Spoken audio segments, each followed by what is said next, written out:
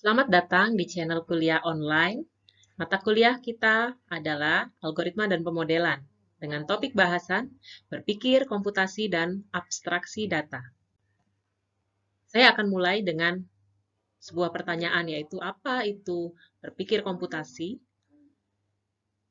Berpikir komputasi artinya adalah berpikir menggunakan logika, melakukan langkah demi langkah penyelesaian masalah atau yang disebut prosedural, dan menentukan keputusan apabila mengalami percabangan, ya, harus mengambil salah satu dari dua kemungkinan yang berbeda. Jadi salah satu cara untuk memahami dan mengimplementasikan cara berpikir komputasi adalah dengan belajar pemrograman. Tetapi bukan itu satu-satunya, karena ada cara lain, misalnya dengan belajar memahami penggunaan perangkat lunak, pengolah kata, contohnya Microsoft Word, pengolah lembar kerja seperti Microsoft Excel, dan lain-lain. Kemampuan berpikir komputasi di sini memungkinkan untuk menggunakan teknik komputasi sesuai dengan kebutuhan, sesuai dengan jenis-jenis masalah komputasinya. Dan kemampuan ini yang harus dimiliki, ya, kemampuan dasar untuk problem solving berbagai kasus atau problem-problem di bidang komputasi. Berpikir komputasi melibatkan sekumpulan keahlian dan teknik pemecahan masalah yang biasanya digunakan oleh programmer, ya, dalam membuat suatu program komputer.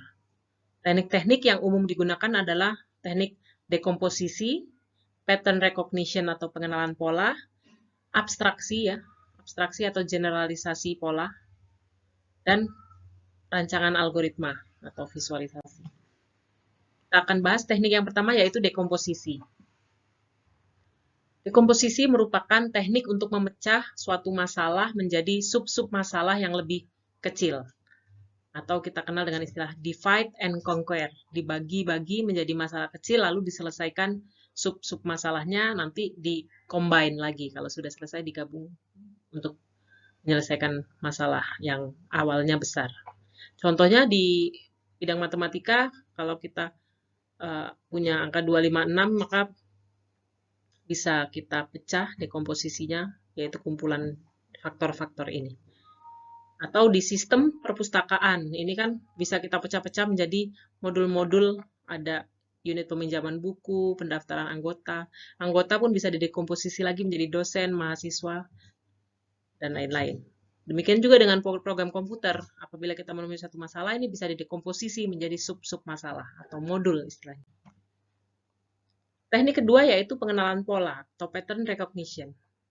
Merupakan kemampuan melihat adanya kesamaan pola pada data yang memungkinkan kita untuk melakukan prediksi. Contohnya pola penjualan saham, di mana kita memiliki data harian T0, T1, T2, T3, lalu kita bisa memprediksi apakah di T6 ini akan turun ataukah naik. Jadi itu bisa dilakukan dengan mempelajari pola yang berulang, pola berulang, sehingga bisa dimodelkan polanya, atau disebut sebagai prediksi. Selanjutnya, pattern generalization and abstraction atau generalisasi pola dan abstraksi ini merupakan kemampuan memilah informasi yang kompleks menjadi lebih sederhana, atau membuat informasi ini menjadi lebih general, yang memudahkan untuk menjelaskan suatu ide. Contohnya visualisasi dengan grafik, pie chart, mahasiswa pria dan wanita, atau lokasi bumi dilihat dari koordinat latitud dan longitudnya. Penghitungan bilangan Fibonacci menggunakan ini, ya, bilangan Fibonacci itu ini formulanya, Fibonacci 0 sama dengan 1, Fibonacci 1 sama dengan 1. Kemudian Fibonacci N adalah Fibonacci dari N-1 ditambah Fibonacci N-2. Jadi kalau kita masukkan 5, dia dari Fibonacci 5-1 tambah Fibonacci 5-2. Dan ini berulang. Jadi ini adalah kita membuat pattern generalization, ya, rumus yang bisa general digunakan untuk semua problem. Rancangan algoritma merupakan kemampuan mengembangkan strategi step by step atau prosedural untuk pemecahan masalah. sistematika penyelesaian masalah. Rancangan algoritma biasanya dibuat berdasarkan dekomposisi masalah, serta identifikasi pola. Contohnya urutan memasak kentang, urutan memakai sepatu, implementasi program dalam bahasa tertentu. Ini rancangan algoritma biasanya dinyatakan dalam diagram flowchart.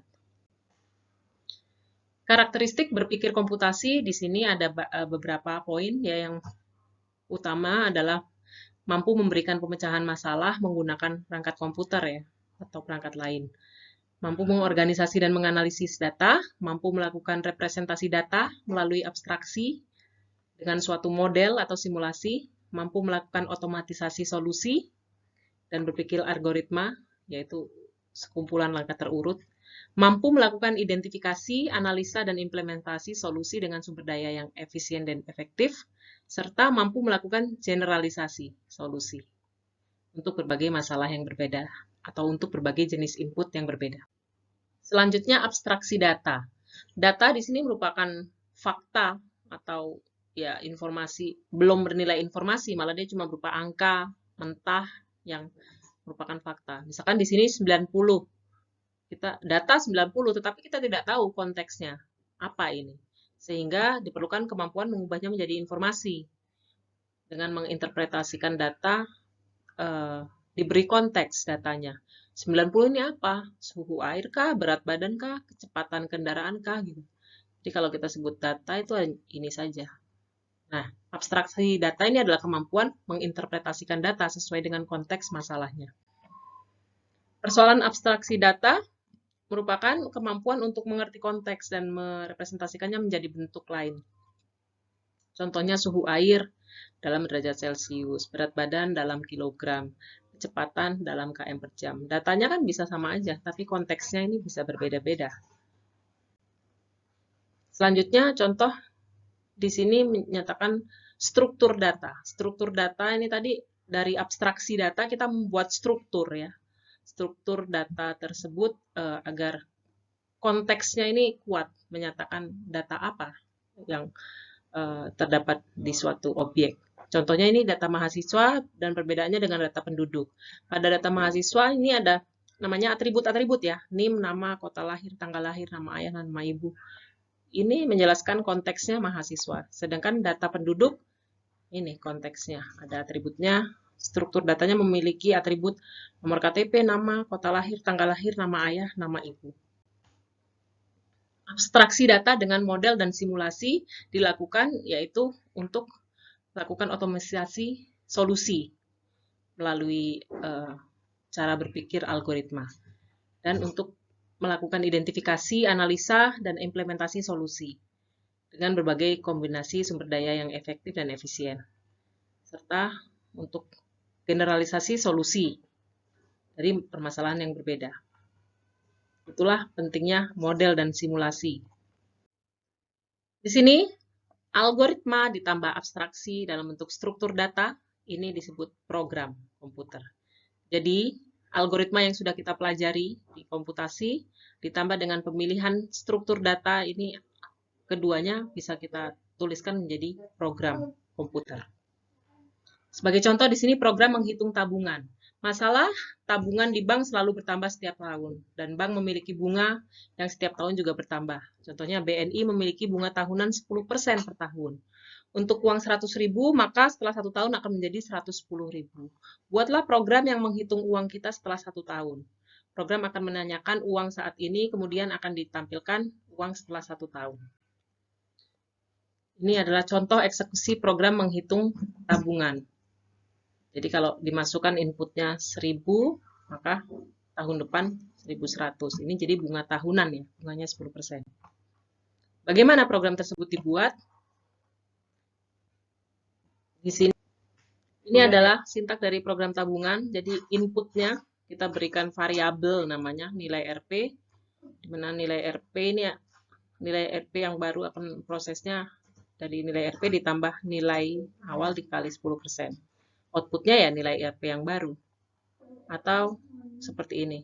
Masukkan nilai uang, kemudian inputnya berapa yang nilai yang dimasukkan, kemudian ini prosesnya, proses utamanya ya untuk menghitung dengan tambahan bunga 10%. Maka tahun depan didapatkan nilai RP yang baru yang sudah ditambahkan bunga. Di sini yang tadi dijelaskan yaitu program adalah algoritma ditambah struktur data. Yang disebut algoritma ini urut-urutan logis ya, sistematis, prosedural, yaitu input, lalu proses, mendapatkan nilai RP yang baru, lalu dapatkan output. Sedangkan struktur data ini adalah variabel yang digunakan. Di sini contohnya variabel nilai RP. Ini kan bisa diisi berapa aja. Pada kasus contoh misalnya diisi 100.000, maka yang diproses nilai RP ini nilainya jadi 100.000. Dan dikembalikan hasilnya 110.000. Nanti kalau yang dimasukkan 1 juta, maka nilai RP-nya 1 juta. Dan seterusnya. Jadi variabel ini bisa berubah-ubah nilainya, tergantung input yang dimaksudkan. Implementasi menggunakan bahasa C++ adalah seperti ini. Jadi yang ditampilkan, masukkan nilai, ini operasinya, dan ini output. Implementasi dengan bahasa lain, yaitu bahasa Pascal di sini, algoritmanya tetap ya, sama, hanya sintaknya yang berbeda, menggunakan readlen dan writelen. Implementasi dalam bahasa Fortran, ya, algoritma ini sama, di sini menggunakan read dan print. Dan ini contoh kompilasi dengan C++. Demikian materi penjelasan tentang cara berpikir komputasi. Terima kasih.